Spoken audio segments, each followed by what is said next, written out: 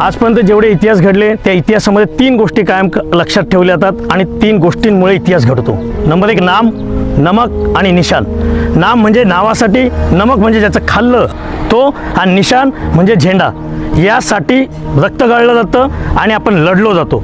अशीच माध्यमातून हीच प्रेरणा घेऊन याच मातीत या 137 फौजींनी विचार केला की एवढी मोठी पाषाणाची जर आपण इमारत बांधली तर तिथे कुठेतरी आपला निशाण गाडलं गेलं पाहिजे. या मातीत छत्रपती शिवाजी महाराजांच्या पदपावलांनी पावन झालेली देवपूर भूमी, या देवपूर भूमीत महाराजांचं, स्वराज्याचं, वारकरी संप्रदायाचं, हिंदू समाजाचं एखादं निशाण इथं गाडलं गेलं पाहिजे. म्हणूनच 60 फूट उंच आज इथे भगवा ध्वज 365 दिवस फडकवत ठेवण्याची जिम्मेदारी आणि नेतृत्व 137 फौजींनी घेतलेलं आहे. आणि ते अहोरात्र येणाऱ्या पुढच्या अदौनित काळापर्यंत ते इथे फडकत राहील आणि त्याची जिम्मेदारी घेतली जाईल.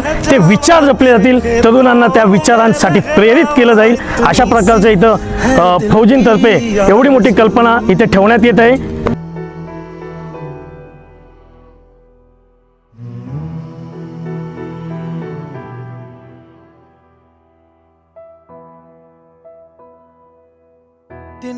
तिनका था हमने सवारा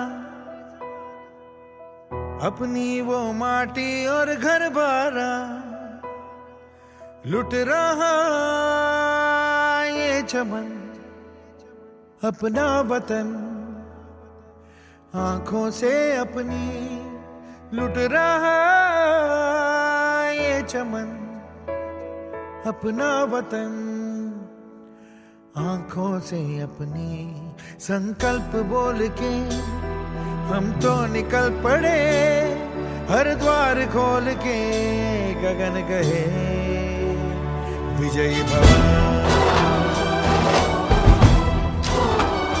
विजयी भव.